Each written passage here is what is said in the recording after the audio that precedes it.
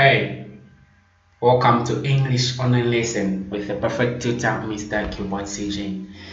This is English part 1 of the video. We are going to look at composition. Your final examination has got two papers. It has two papers. The first one is paper 1 and paper 2. Paper 1 has got 40 marks. And you are only required to write two compositions. It has got two sections, that is section A and section B. So section A, you will write one composition. Even in section B, there is one composition. So the one in section B is compulsory, you don't choose. Excuse me. Then in section A, there are 5 compositions that will come. Then you only be required to write one composition of the 5 types of composition. Very simple. So we did narrative composition in our last video or in our previous video. Then in this one, we are going to look at descriptive composition and argumentative composition, making total compositions 3, so that at least even those who are writing in July will be able to actually tackle the questions in paper 1 of the examination. Okay, let's go. So we'll start with descriptive composition. Descriptive composition. What is this type of composition? This is a composition which skillfully describes somebody or something. How many things do we have here? We are saying it describes somebody or something. Somebody or something. So for a descriptive composition, you can describe somebody, that means a person, or something, that means an object or a place. So what does it do? It gives a clear picture of what somebody or something looks like or feels like.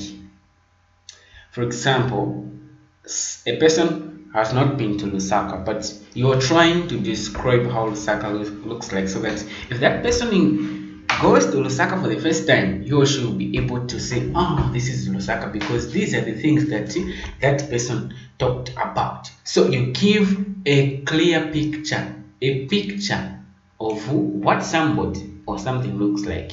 Somebody, we're talking about a person. You have never seen a person before, but just because someone has described that person, so okay, he or she is fat, brown in complexion or light in complexion, then you'll be able to say, okay, this is the person that they've been talking about actually. So this type of composition is best written using adjectives and adverbs. Adjectives and adverbs. We may like to know what an adjective is and an adverb, because this type of composition you're using adjectives and adverb. What is an adjective? Okay, an adjective is simply a word that indicates a quality of a person or thing referred to by a noun. So simply, this adjective is a word that talks more about a noun.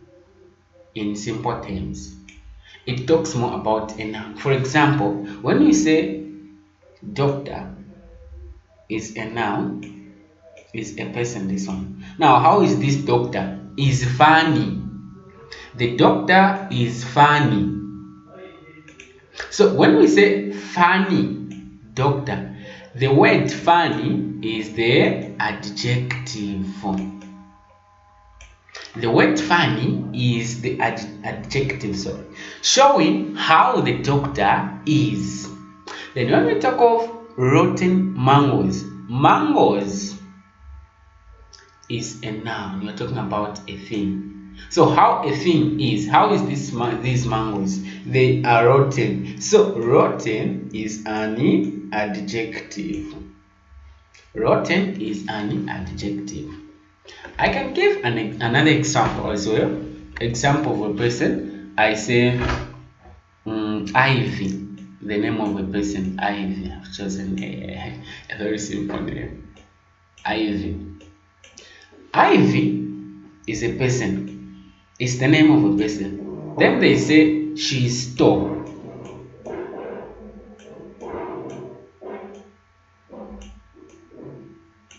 Ivy is tall. So the tall is showing how Ivy is. Hence the tall is the what? Is the adjective. So adjectives are words which talks more about nouns. Clear? We come to an adverb. What is an adverb? An adverb is simply a word that adds more information about a place, time, circumstance, manner, cause, degree, and so on to a verb, an adjective, a phrase, or another adverb. What does this mean? In simple terms, you can say an adverb is a word that modifies a verb. An adverb is a word that modifies a verb. For example, when we say walk, walked, the walked is a what? Is a verb. The walked is a verb which is in past tense. So now, and this is supposed to be a comma. So they're saying slowly she walked away. Slowly she walked away. This slowly, the slowly there is the adverb, showing how this person was walking. How did she walk? She walked slowly. So the adverb should talk, or it should give us the manner in which the verb is taking place. In which the verb is taking place. Intelligent. Somebody is intelligent. Now the adverb is telling us highly intelligent, highly intelligent. So that means the highly is the adverb. The highly is the adverb. I can cite another example. I say running.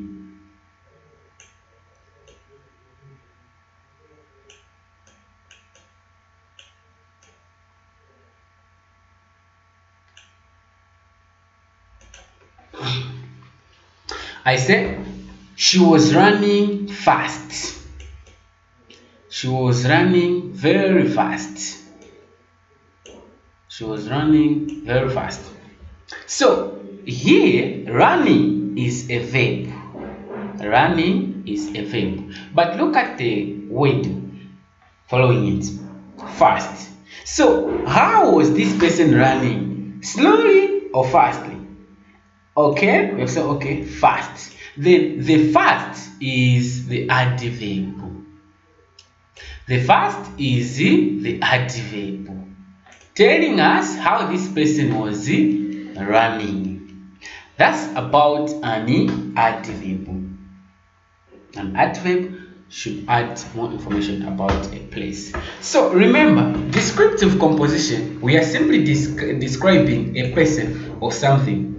Hence, when describing, for example, a person, you must say, okay, he or she is tall, light in complexion, she is fat, those things. That's why we are saying the descriptive composition uses adjectives and adverbs. When you are describing an occasion or an event, you describe the manner in which that event took place.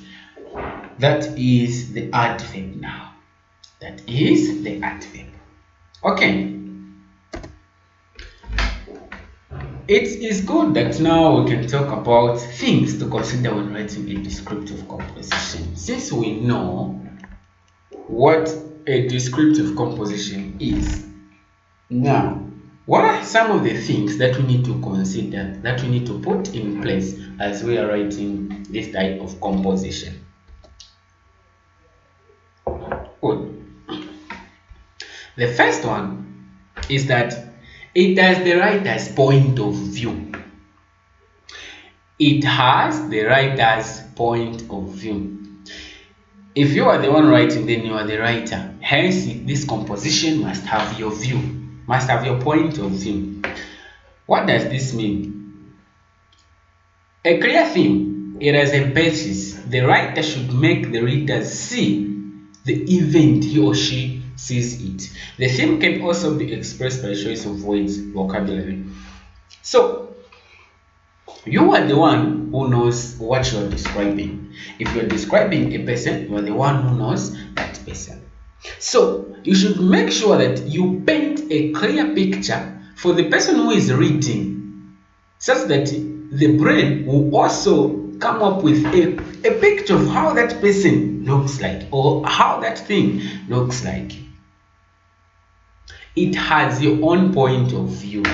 So when you're writing in the exam, don't say they will ask you what is this that she was writing about. No, your work is just to write about what you want to describe. If you're describing an event, whether it took place or not, no one will ask you. The simplest thing you can do is just to describe and to make the reader see the event or the thing. For example, when you're describing an event, for example, a celebration, you paint a clear picture of how that celebration was. Oh, it was nice, it was good, these people were dressed like that. You talk about, so a person will start coming up with a picture in the mind. So, oh, this is how it was, this is how they celebrated. So you should make sure that at least you paint a clear picture, so that even a person who has never been to a certain place, for instance, if you're describing a place, should be able to identify, so okay, this is a place that person was talking about. Very good. The second point is that it makes use of the senses. It makes use of the senses. What does that mean? It does more than tell a story. The senses are used to describe what was seen, heard, felt, or touched, smelled, and tasted. So, a narrative composition will only tell a story, but for the descriptive, it does more than tell a story. It does more than tell a story. The senses are used to describe what was seen, felt, how did it feel like, touched, how smelled, and tasted. For example, you are talking about the food that you ate, the most favorite food, your favorite food. Oh, it tastes like this. So you are using your senses there. It was smelling like this.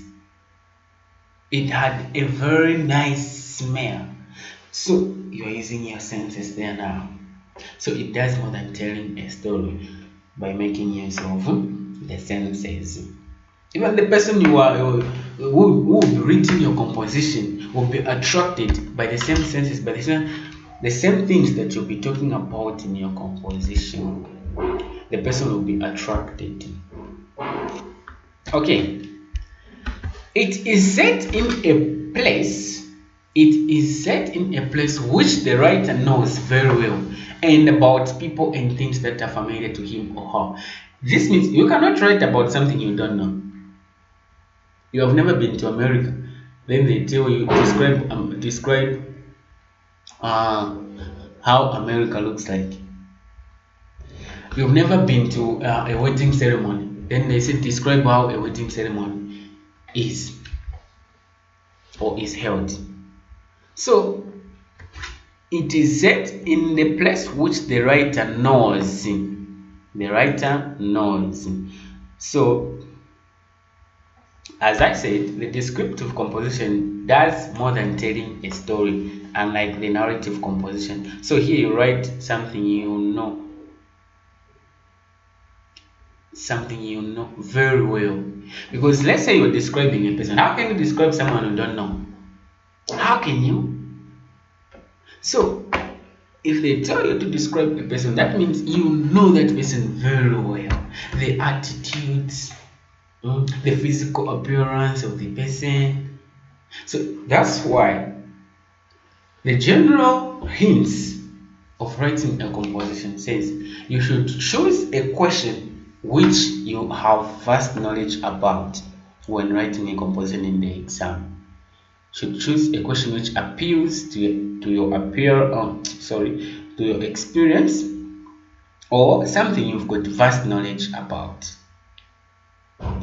You might have experienced that thing before, or you just have knowledge. It's okay, this is how it is done.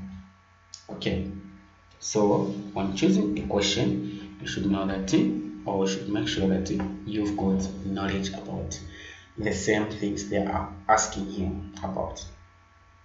Okay, now we come to the layout or the format of a descriptive composition. How do you write?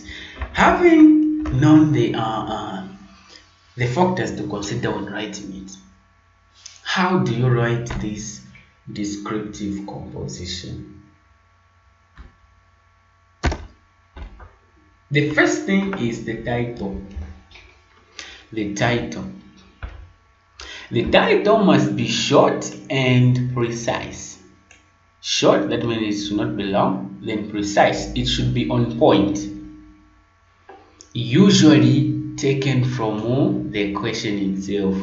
Descriptive composition is very simple. The title is given in the question itself. They will tell you, describe the most place you felt uncomfortable. So you just take that, the most place I felt uncomfortable, as your title. Describe your favorite food. My favorite food will be your title. So for the descriptive composition, when you just see the word describe in the exam, let me even write this word. This word, when you just see it, describe, they say describe in the exam. They tell you describe. You should just know that this is a descriptive composition. When you just see this word describe, so you can describe a place, an event, an occasion, or a person. So they say describe an occasion, describe a person. You should just know that the layout is the one we are going to discuss here. Is the descriptive composition that they are asking you to write. Simple. That's about the title. It has got marks on its own. We come to the introduction. The introduction should attract the reader's interest. The introduction should attract the reader's interest. So we are saying the introduction should attract the person who is reading. Just from how you have introduced, remember, you can describe a series of actions. You can describe a person, you can describe an event.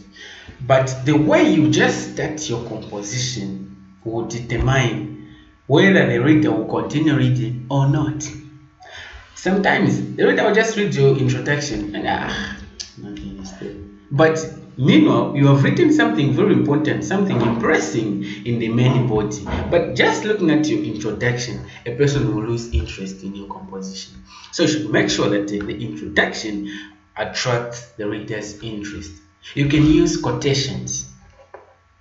You quote. As they say, practice makes perfect. As they say, you try to come up with those common phrases that people use, so that the person will try to, what is this person trying to talk about? Let me see what he or she meant by using this phrase here. So the introduction should attract the reader's interest. Number 3 is the main body. You present the description in logical order. You present it in logical order. So it has got the format. It has got the layout. When describing a person, there are things that you should start with. When describing a place, there are things that you should start with. At this point in time, let us look at first of all the conclusion before we go to the format when describing a person. The conclusion, you summarize the description and conclude with the main idea. The main idea. This is the general format. This is the general format. Now we are saying you can describe a person, a place, or an event. So let us look at how you can describe a place. Describing a place. How do you describe a place? In paragraph 1, remember, when they tell you to say this is what you're supposed to write in paragraph 1, do just like that. In paragraph 1, you write the name of the place. Name of the place, Chikankata Market. Right. The name is Chikankata Market. Geographical location. Where is it found?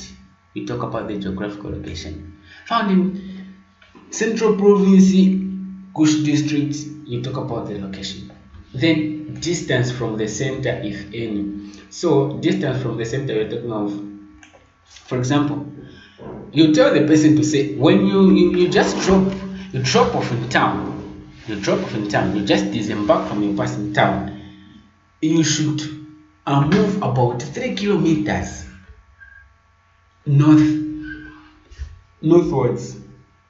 and you will find the place. So you tell the person, okay, that place is located 3 kilometers from the town center. That this is what it means. So here you talk about the name, geographical location, distance from the center, if there is any.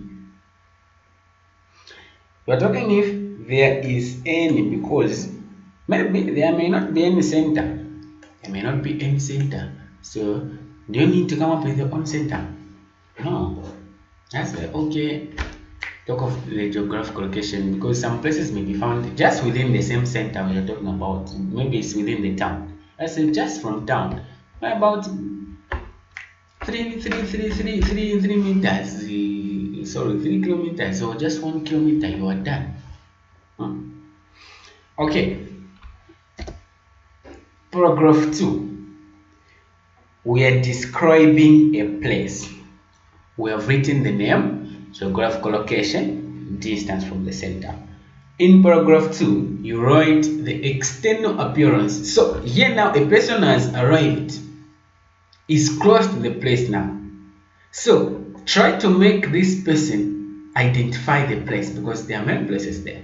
So you talk of the external appearance. How does it look like in the outside appearance? If there is any gate, you mention there is a black gate. You mention if there is any gate, okay, there is a black gate, there is a red gate. If there is any wall fence, you talk, because that is the external appearance of any place. So if there is any wall fence, you make sure you mention it. Okay, there is a wall fence painted green, so that a person will have that picture to say, okay, there must be a wall fence which is painted green and a black gate. When that person just sees the place, well, okay, you will know that this is the place. People found there. What kind of people is this person going to find at that particular place? Is he or she going to find doctors, nurses, police officers, pupils, soldiers? So you tell the person, the people that you are going to find there. For example, here we are at the school.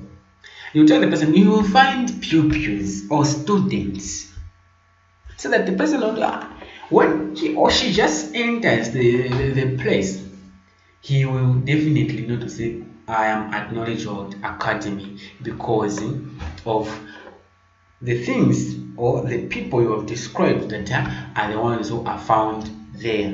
Then the activities done. What activities are done there? Okay, you will find people studying or people learning. The person will know the same activity, knowledge of accounting, because of what you have described. Then also the direction to take upon entering the gate. You tell the person, so, okay, when you just enter the gate, you move to the left, you move to the right, so that the person may not go to the wrong direction. Yes. Then paragraph 3, you talk of the interior appearance. Interior appearance. Now, when we talk of interior appearance, you're talking about a person now who has entered the premises. The person has entered the premises now. Okay, when you enter that tall building, the first room is where you find the deputy teacher's office. The senior teacher's office is located there. When you walk along the passage, you will find, you just talk of the interior appearance. This is when a person now has entered the premises of the place. Paragraph 4, you talk of remember, we are concluding now. What did we say when concluding? Talk of the main idea. Now, when describing a place, you talk of unforgettable things about the place. The many things that a person can use to recognize the place. So you talk of unforgettable things about a place. That is describing a what? A place. Then it is good that we can now look at an example of a descriptive composition. An example of a descriptive composition. For example, this question came in an exam paper. We say, describe an accident in which you were involved. Describe an accident. So this is the title itself. This is the title itself. It's the title. It's the one that you use as the title. This is the accident that you were involved in. Now, look at the very interesting introduction. Watch out, screamed somebody from the front seat of the minibus. The wonderful reveries into which I had lapsed abruptly came to an end. Before I fully came to my senses, I was tossed out through the window and landed on the road with a thump. First up, I wrote on the road in agony until slowly my mind began to recollect what had happened. As loud a shout of pain reached my ears, I had been involved in a terrible road accident. Look at the introduction first. The introduction has been well summarized, short and precise. First of all, you begin it like you are telling a story. You begin like you are telling a story so that a person will have an idea of what you are talking about. That's how it is. Then you can continue from there. You write now the main word. So in the introduction, you have told the person, you have explained, you have stated clearly to say, I was involved in a road accident here. You were involved in a road accident. So now in the main body, this person will try to see how this accident took place. How the accident took place. So you can try to finish up this composition, this descriptive composition. Good. The second type of composition that we are going to look at now, as we said at the beginning, is argumentative composition. This one is very simple. So if you cannot manage to learn two compositions at a time, you can pause the video there. When you just finish the descriptive composition, you can pause the video. After some time, you can resume and watch the argumentative composition. I want to make it one video. What is argumentative composition? As the title implies, this is a composition that is centered on an argument. What are we talking about? This type of composition is centered on an argument. The author tries to persuade the reader to the author's line of thought or opinion. Hence, it is also called a persuasive composition. It mostly deals with controversial materials. The writer puts up facts, reasons, and examples to what he writes and relates incidents that render support to the argument he's putting up, so that one could follow his line of thought and agree with what he suggests. This composition is very simple. You only have two parts: whether to agree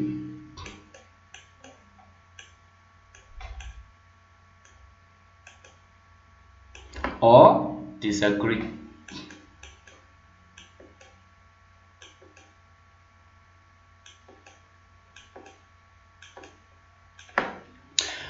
You either disagree or agree to a given motion.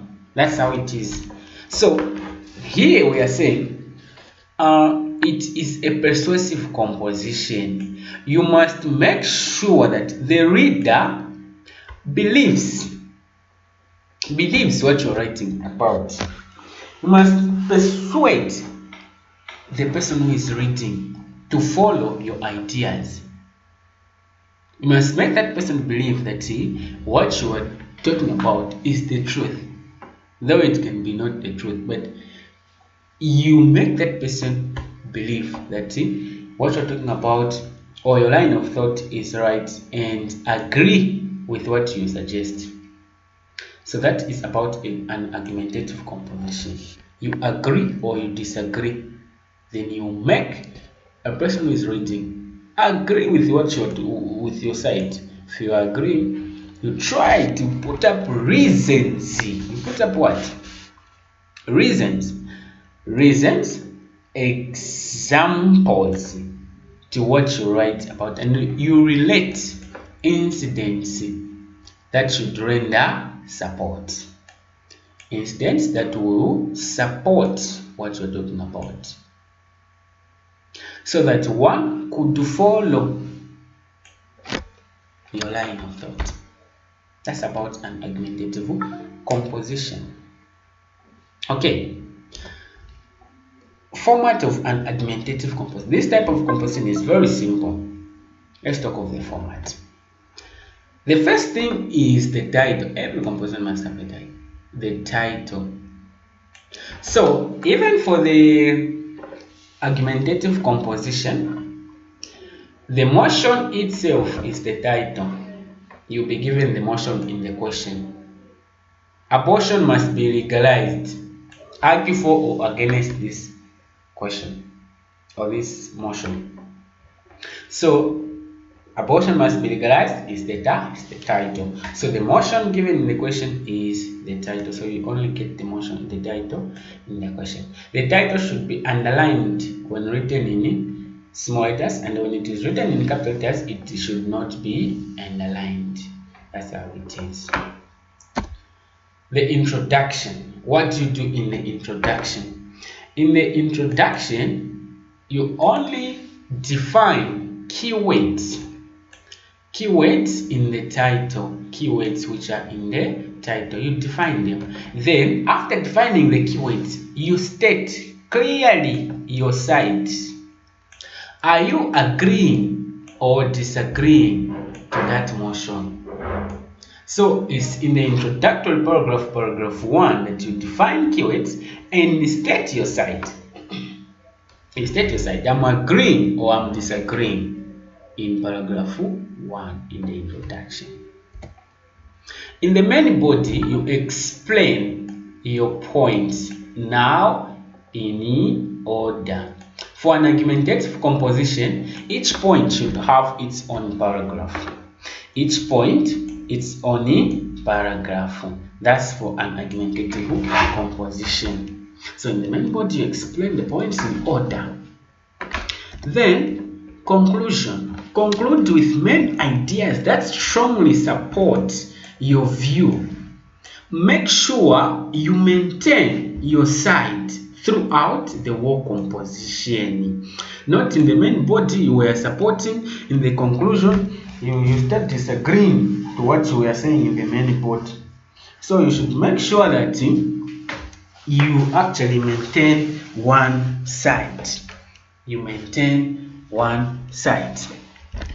That is the format of an argumentative composition. It is very simple. Okay.